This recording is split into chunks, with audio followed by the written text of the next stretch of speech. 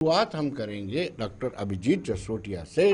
Doctor साहब, आपकी सरकार, दिल्ली वाली सरकार, लगातार हाउस के अंदर, चाहे वो लोकसभा हो राज्यसभा हो, ये टाल क्लेम करती है कि आतंकवाद का ग्राफ बहुत ज़्यादा गिरा है। और ये भी कहा जाता है, बार बार फिगर जो रेडी रटाई फिगर्स है वो आपकी ये है कि G20 का सफल आयोजन, 2,11,00,000 रुपये, 2,11,00,000 पर्यटक का आना, आपका ये कहना पत्थरबाजी शून्य हो चुकी है, आपका ये कहना अलगाववादियों के शटर बंद हो चुके हैं, बाजार खुलते हैं, इंस्टीट्यूशन खुलता है, उसके बावजूद भी ज़मीनी हकीकत, आपका खुद होम जिला है कठुआ, वहाँ पे क्या हो रहा है?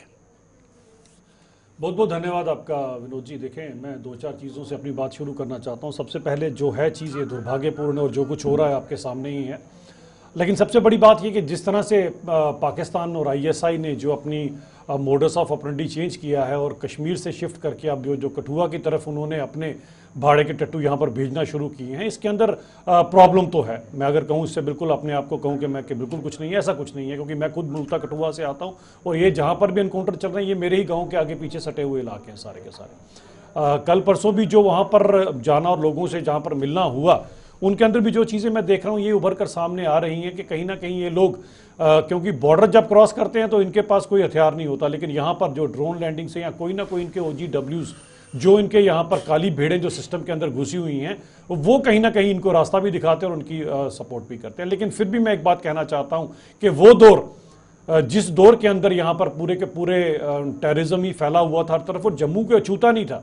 क्या हमें चपनारी के इंसिडेंट्स याद नहीं है? क्या हमें द्रबशाला में पूरी की पूरी बारात जब गोलियों से भून दी जाती थी, क्या हमें बाकी के इंसिडेंट्स याद नहीं है? वो कुछ हुआ करता था यहाँ पर, और उस समय की सरकारें जो है वो कहीं ना कहीं जो कंप्रोमाइजिंग नेचर की थी और जो हालत किया करती थी वो आपके सामने। आज इनको जवाब दिया जाता है, घर पे घुसकर जवाब दिया जाता है, उड़ी और बालाकोट में जवाब दिया जाता है। लेकिन मैं फिर भी कहूंगा कि जो एक आधा इंसिडेंट्स भी हो रहा है ये दुर्भाग्यपूर्ण है, लेकिन मैं सैल्यूट करना चाहता हूं अपनी J&K पुलिस को, जो इन ट्रेंड टेररिस्टों के साथ लोहा लेकर बड़े अपने प्राणों की आहुति दे देते हैं। और मेरा वीर जवान जब शहीद होता है तो केवल एक बात उसके मन में होती है कि हे मातृभूमि, मेरे पास केवल एक प्राण थे, अगर और प्राण होते तो बार बार तेरे ओर से निछावर कर देता। शायद यही कारण है कि हम लोग यहां पर सुरक्षित है। लेकिन कुछ काली भेड़ें सिस्टम में है, भले वो किसी भी साइड से हो, लेकिन वो काली भेड़ें सिस्टम में कर रही हैं।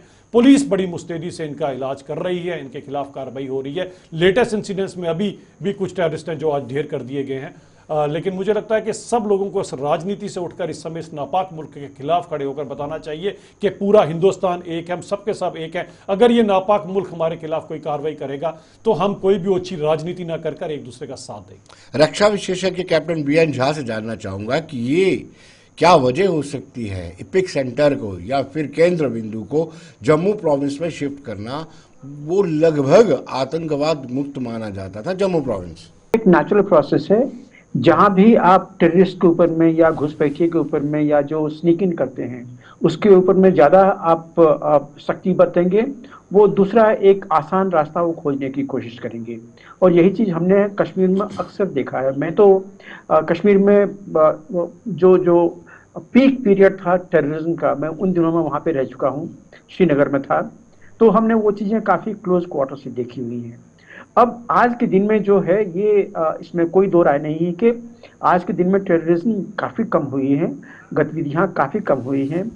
और जितने पनाहगार पहले होते थे, चाहे वो लोकल थे, चाहे वो कहीं और से आते थे, टेररिस्ट जो थे चाहे वो लोकल थे या सीमा पार से आते थे, उनकी संख्या भी कम हुई है, लेकिन ये खत्म नहीं हुई है। देखिए, हम उन दिनों भी हमें कहा जाता था कि ये पाकिस्तान से आए हुए लोग हैं, ये अपना काम करके चले जाएंगे। जब कोई बड़ी कार्रवाई होती थी तो फिर यही कहा जाता था कि एक नैरेटिव बन गया था कि ये अब खत्म होने के कगार पे है, जैसे बिजनेस पहले दिया जो है वो तेज हो जाती है। ये सब हम नैरेटिव बहुत बार सुन चुके हैं, लेकिन वहां पे हमें नहीं रुकना है। देखिए, आज के दिन में हमें और सरकार को ये चीज मानना पड़ेगा कि कश्मीर में भले ही जो टेररिज्म है वो कम हो गया है, लेकिन जम्मू डिवीजन और उसके जो सारे हैं कठुआ, डोडा, पूंछ, ये सारे जो एरिया है यहाँ पे काफी हुई हैं। और 2024 में तो बहुत ही ज्यादा हो गया है। इसमें तो आप गिनती करते जाइए, आपको लगभग अब 1.5-2 दर्जन केसेस हो गए हैं, और जिसमें कि आर्मी के पर्सनल के भी उसमें जान गई हैं। और खास करके ये कठुआ तो बिल्कुल ऐसा एरिया बन गया है जहाँ पे कि लोग पता नहीं कहाँ से आते हैं और कहाँ उनको छुपाया जाता है। कुछ सुझाव रखना चाहता हूँ, मुझे उम्मीद नहीं कि डॉक्टर साहब उन पर गौर फरमाएंगे, पर मैं फिर भी कोशिश करूंगा। देखिए, सबसे पहली बात कहाँ दिक्कत है मैं बताना चाहता हूँ, क्योंकि अनफॉर्चुनेटली आप भी जानते हैं, कुछ एक लाइव इनकाउंटर्स में आप भी साथ थे। आपको याद होगा जब राजबाग में पुलिस थाने पर अटैक हुआ था, वी वर क्वाइट देयर। तो मैं ये कहने की कोशिश कर रहा हूँ कि जो मैं अभी तक लबोलबाब निकाल पाया हूँ और जो आंकड़े मेरे पास थे, भारत जो है 86.6 बिलियन खर्च करता है अपने रक्षा तंत्र में। अब उसमें से 700 मिलियन केवल हमने खर्च किया है पिछले कुछ सालों में अपने एयर डिफेंस। और एयर डिफेंस में क्या, या राफेल या F-35, जिसे एलन मस्क जो है वो जंग बता चुका है। अब बारी आती है कि ग्रास रूट लेवल पर या ग्राउंड लेवल पर क्या स्थिति है। हम आतंकवाद से लड़ रहे हैं, हम नक्सलवाद से लड़ रहे हैं। राष्ट्रीय राइफल को 1.3 बिलियन का इनका ये जो बजट है, और अगर पूरे आर्मी काउंटर इंसर्जेंसी बजट को देखें तो वो 6.4 बिलियन है। मैं कहने की कोशिश ये कर रहा हूं कि हमारे पास ना तो वैसे हथियार है। फॉर एग्जांपल मैं बताना चाहता हूं, XM25 इसका स्मार्ट ग्रेनेड बैरल लॉन्चर है जो बड़ा हल्का है, जिसे आप माइक्रोचिप्ड एम्युनिशन के साथ, अब ये जो शहादतें हुई हैं क्यों हुई हैं जरा गौर कीजिएगा, क्योंकि जब ट्रेंचेस में रॉक्स के पीछे आतंकवादी छिपते हैं तो हमारे पास वैसे वेल इक्विप्ड जो है वो वेपन्स नहीं है। कंपेरेटिवली वो M4 कार्बाइन लेकर बैठे हैं, लेकिन हमारे पास वैसे माइक्रोचिप्ड एम्युनिशन नहीं है जो वहां पर भी आतंकवादियों को जो है वो निस्ते नाबूद कर सकते। लगता है कि जिस प्रकार से आतंकवाद कश्मीर से हटकर अब उनका टारगेट पूरी तरह से जम्मू में आ चुका है। यह बात समझनी होगी कि जब राष्ट्रपति शासन लगा था, आपको याद होगा, उसके बाद मोदी सरकार ने कई बड़े फैसले लिए थे और सच में वहां पे आतंकवाद पे कंट्रोल हो गया था। लेकिन जब से नई सरकार बनी है उसके बाद कहीं ना कहीं यह समझना होगा कि आखिर अब पाकिस्तान की तरफ से कहीं ना कहीं एक रणनीति को चेंज किया गया है। और यह रणनीति आखिर चेंज क्यों की गई है, इसे समझना बहुत जरूरी है। देखिए, जिस प्रकार से पाकिस्तान के अंदर बलूचिस्तान को लेकर लगातार हालात बदल रहे हैं, वहां पर आजादी की मांग उठ रही है, उससे पूरी दुनिया के निशाने पर, टारगेट पर कहीं ना कहीं पाकिस्तान आ चुका है।